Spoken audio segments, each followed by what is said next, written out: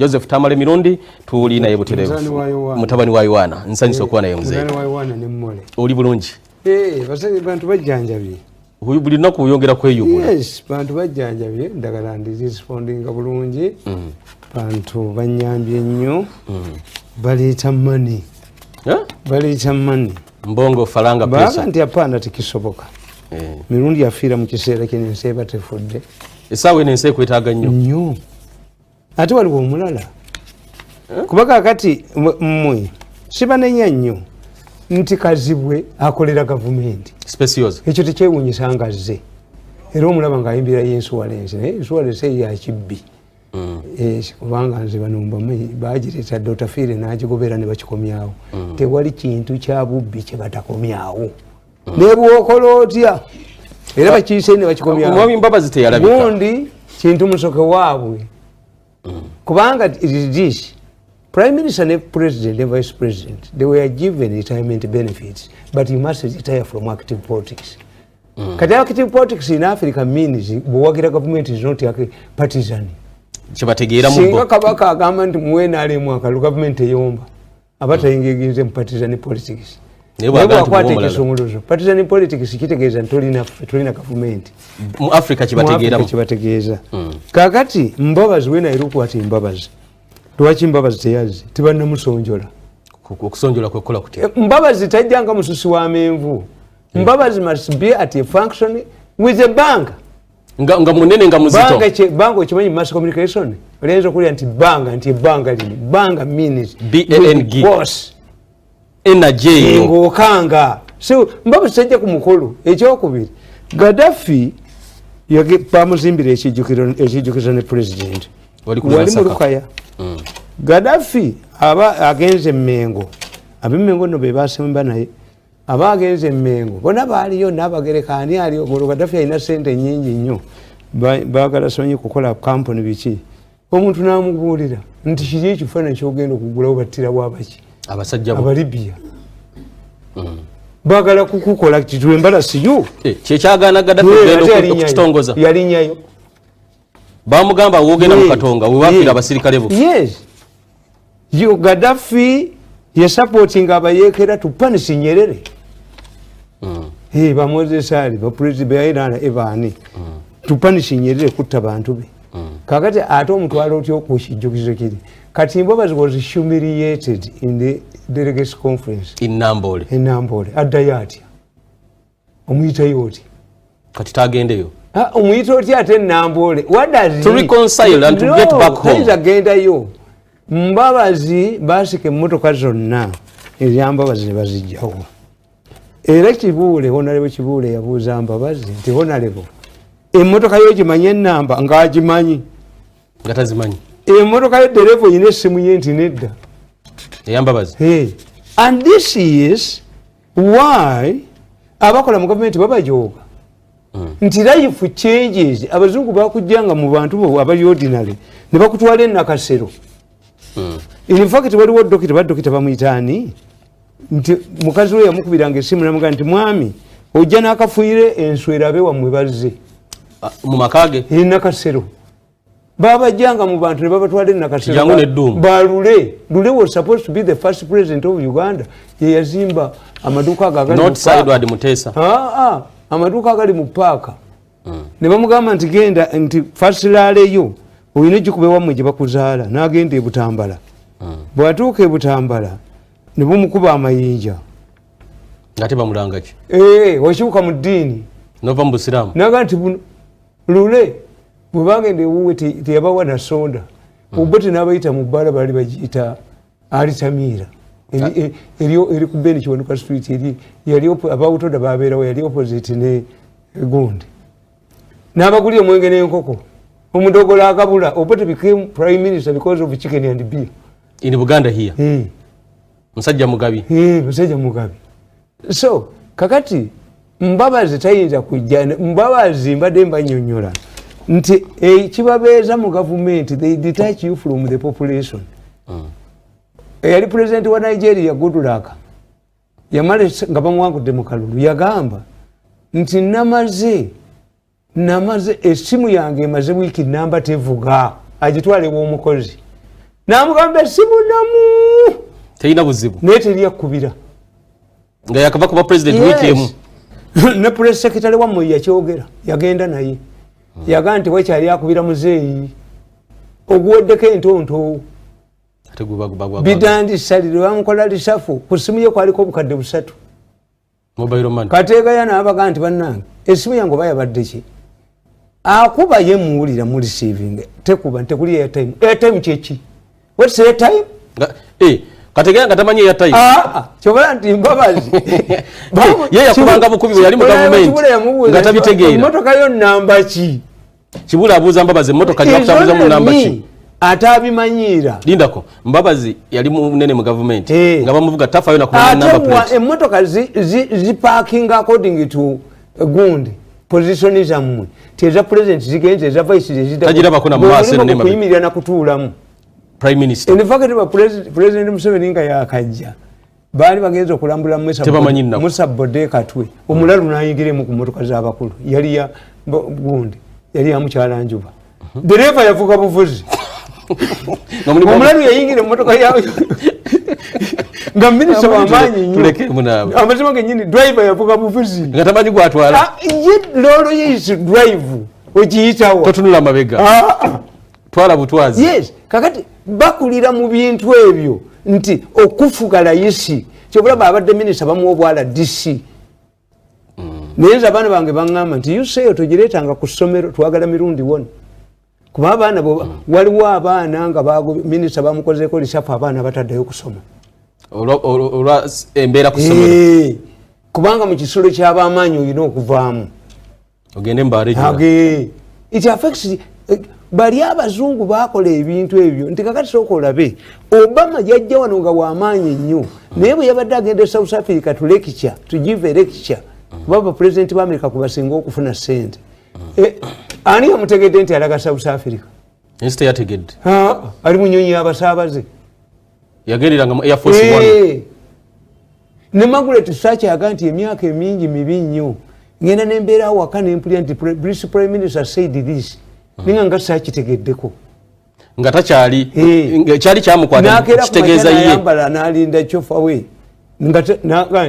amunononga the Prime Minister akira kumacyangaluza agenda mu office bali babaterawo foundations babaterawo ogundi obwongo bwo bukomewo era ndoza mu abasiramu mwe mugamba nti osasira abantu bameka yali mukaga nayavuwala abadde mu kifo eky'amaanyi nakkakkana yes osiramu bwe bugamba yes these things are not easy kakati Mbabazi knows era nkugamba wano banaye nze ndi musajja muzibu naye weta nawandika wano prediction zange mbadde manya nawe kimanyi nti oli muzibu kino ekitabo bakiyita ki the invisible force kakati kusoma ekya Mbabazi ate nkusomere ne baseki osomere basekikubu bawona Mama Mbabazi okakeberere nakawandika page 22 invisible force katsokatole yawandika nga 22 July 2016 lwe wawandika akatabo kano the invisible force 2016 almost 4 years awandika ku Mama Mbabazi atugamba Mama Mbabazi might have felt betrayed and humiliated by the results. However,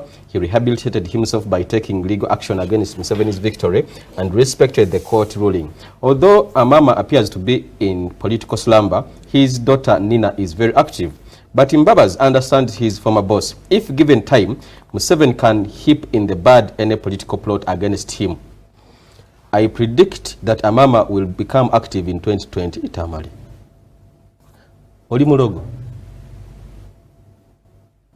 ye wanted political science you wrote in 2016 that you predict Mama will become active in 2020 he will resurrect a political party. He will wait to exploit a split in NRM members between the powerful youth group and the old guard. Mama knows that even under intensive pressure, Museveni cannot form a government of national unity or a coalition government. These two depend on negotiations and agreeing on a minimum program. I like this last one. These two depend on negotiations.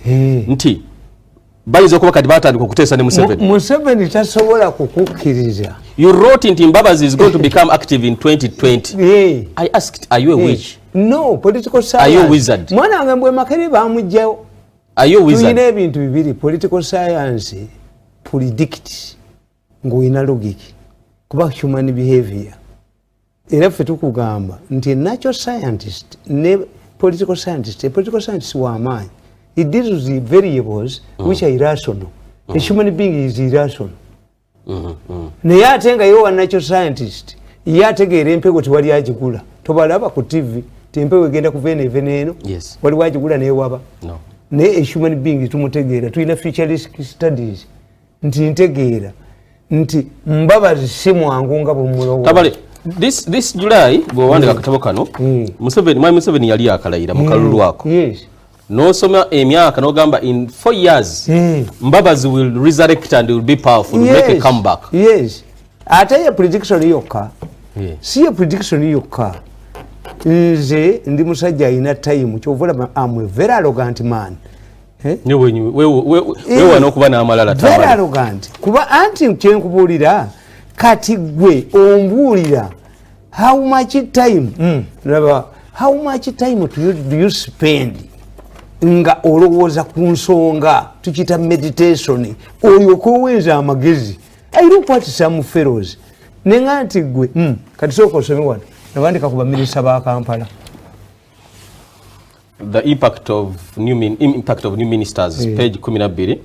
The problem of Kampala was not ministers, never. What it was and remains a problem is the mafia. Let me ask, if a group of robbers board a taxi to accomplish their mission and the taxi develops a mechanical problem, forcing them to board another one, does that change their mission? Changing ministers is not the solution. The solution is the mafias, and the government has failed to drop the Klala machine. I pointed out that Musisi's biggest mistake was to paralyze the city council. Instead of getting allowances, councillors were given salaries to lose interest in council meetings. They were also given loans to buy vehicles. These were also attempts. They were also attempts to amend the law to remove elected Lord Mayor. What was the real intention of this? The group feared accountability. They have also agreed to create committees which they had earlier opposed in the council. Ebizibu bya Kampala siba minister babbi abali mu era they will ensure nabagambye nti azirukwago was fighting tamale sokotube ku lukwago tuddeko ku mwami Mbabazi wamwogerako emyaka ene mabega omanyi ozijukiza omukyala gwe bayita ate Mbabazi namwandikako akatabo from colony prince to commoner ne muba ugudde nawo kati soka tulabe Mbabazi bwoba wagamba nti agenda kukola comeback mu 2-2 spot on 2-2 nga tumuyingira mwami 7 meti mwami Mbabazi basi sinkanye joli abalamu etogo bamuyise ya dete yabadde. Do you see him emerging and coming with a bang like you say? Anti kati Mbabazi problem ya president Museveni jayina nti ba mafia bali strong nabaga nti mu government mulimu subterfuge that appears to be stronger than Museveni. Okay. And they in panic. Chiwali bali kafoko naba katwala. By the time Museveni goes, nga fefeka, fetuli mubuyinza, bali keep position to jitu. Yes, good strategy. But the Baganda have a wise proverb.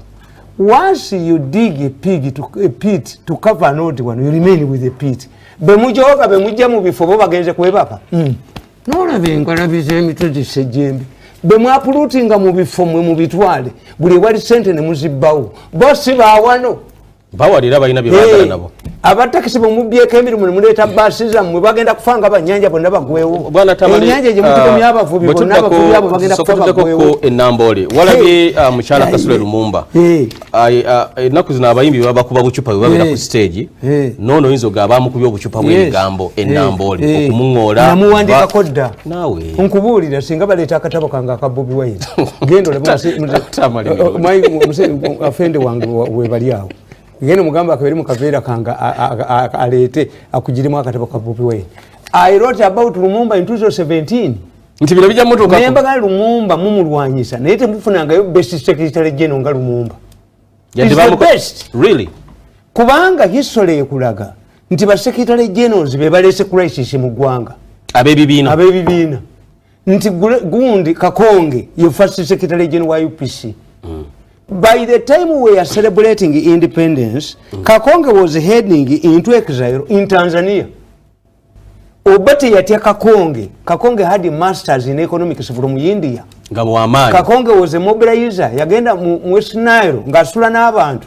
Obate feared him. Namusali amagezi namuganda Kakonge omanyi. As you were the secretary general, remain at the secretariat. todda mu bantu bwe todda mu bantu tujja kuleeta mu 10 nomination because we are sure tukoze n'emmengo deal Obote yalonda n'omuyindi n'amuteeka mu 10 nominated Kakonge teyamulondamu namuleka ebbali. A frustrated Kakonge went to Tanzania the day we achieved our independence. The first person to go into exile was Kakonge, very bitter, the Secretary General of UPC. Kakati Paulo Muwanga okufuka UPC okukola ekibiina kyonna yumasesa bano babe kujoga bantu omujozi kyebujjo bakola okujoga buli muntu n'aba bakoledde. Once you say party a leader humiliating those who have committed and dedicated to service, you end up using mercenaries. Ogula buguzi bachuba. Kasatufu abaliloyo waka otandika kugula bamalaya. Kakati Kakonge Paulo Muwanga kwe kuleka ekifo kye ekya nomination. Nachi Kakonge yena atagenda. Okay. Obote n'aleeta Grace Ibingira. Grace Ibingira Secretary General w'okubiri ye yakona ivinga n'abemmengo ne opponents ba Obote bamujjeko. Secretary General aba asobola okukulira munda asobola okusuula Mbabazi Secretary General yali alese obuzibu bwe tubasoma okulonda kwabwe nga bakuzanyiddemu. True. Tubakisoma wano kituufu bwe bazanyira mu kalulu kaabwe ne bakazanyiramu. Ani yali abikola nawandika akatabo 2012 Invisible Hand nembagamba nti mu politics wa Uganda mulimu omukono ogutalabika nga ndabye Mbabazi before he rose, before he came out openly.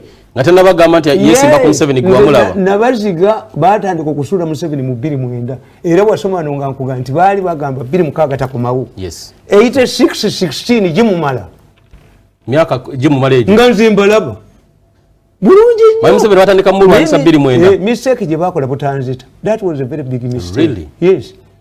You think it's a mistake? Yeah, it's a mistake. Byange bandi badde singa bakujja eliminatinga chovola abantu fabasajja bagezi era nze bwe ndagenda nga mu State House mu meeting za president nga ntula katebe eri andaba ngobemu waliwo information yoyinza okufuna ne bakwabya balina okujjawo nga balina okujjawo wayingiddemu ne batakutegeera kakati okoze eki obifunye ogenda bifulumye genda ofe. We know how to move. Tamale, you're saying Muchala Kasule Lumumba. Kakati twakafuna ba Secretary General bonna basatu baleta crisis mu gwanga. There are only 2 Secretary Generals who have not fermented this trouble in this country. Omusoga Luwuliza Kirunda. Luwuliza Kirunda yali aloga nti ng'atambula ne gundi ne detention orders ku Mwenge na wa Basoga committed. Luwuliza Kirunda never fought Obote. UPC yetema mu jik jinja yiganga kamuli. UPC syndicate Mwankole. UPC science. UPC Nkomba. UPC Mfungulo. UPC Buganda. Within the same party nga mulimu ebisenge ebyenjawulo. Era ng'Obote akugamba. Nga bonna bakolera Obote banga bamulwanyisa. Olukisa sisi. Ours is a part of ideas. Nenge nga bonna tekyabayita ne bajja. Muwanga nazawo UPC Buganda. Muwanga yakwata ensonga 18 nazikwasa Obote. Why he had started UPC Buganda. Nazikwasa Obote. Okay. The same 18 points program. Amin used them against Obote to top Obote. Amin ensonga ze yatulangirira 18 reasons zali z'Obote. Muwanga nazawo politics of symbolism. Politics of symbolism. Nti Abanyarwanda bakola RPF Front Patriotic Gundi Rwanda Patriotic Front kakati eyawa nongeriki Uganda NRA resistance National Resistance Abanyarwanda nabo bakwata ensonga 10 baziwa Habyarimana bwe yakiriza okuteesa nabo ekyokuddayo Rwanda yali namba 9 Tiadi amene Rwandizi uka musiki refugee mugundi ikitegeeza nti katabo okalaba kabobi wali mwawandikira Kasule Lumumba why Kasule Lumumba will succeed where others are failed. Musoga ngaluuliza Kirunda abasoga tukiyita boge tribal boge oba nationality boge abasoga tewali abawalana era bano babadde bawugana bagambe Museveni tebafunye ssente abongere ssente olulala baganziremedde ku ssimu.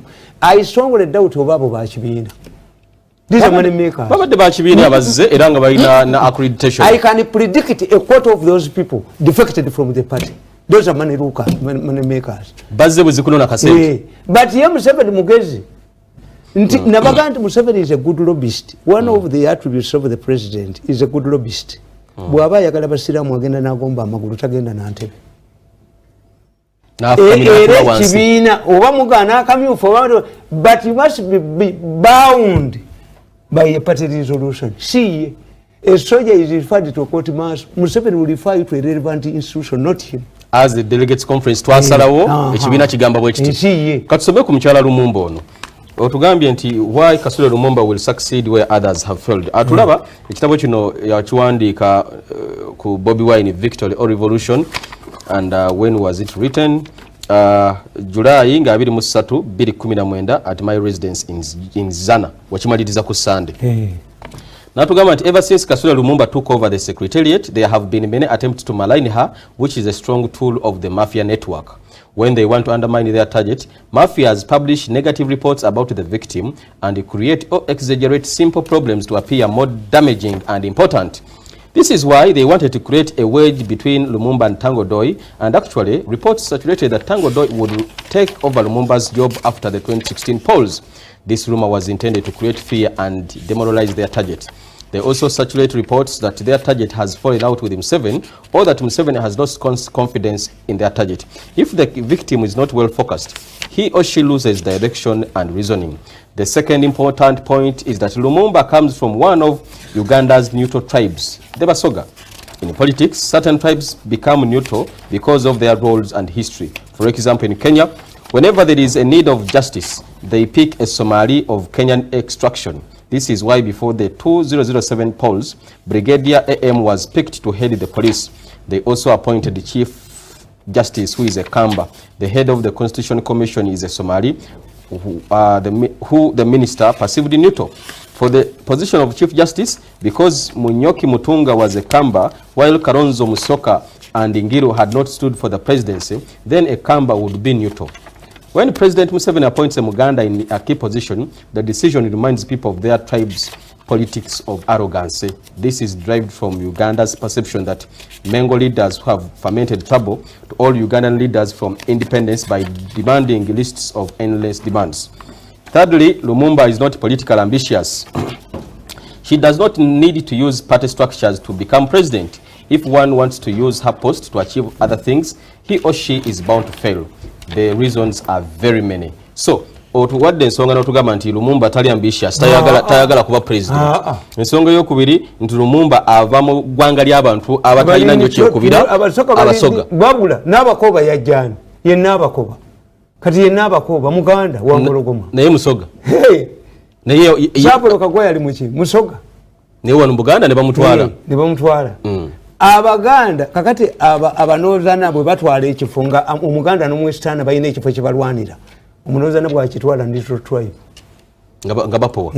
But when it comes to Muganda, Sultani yo talwanira Muganda. Kanso kenda Lumumba bamulanga ki bana abadde bahekolinga.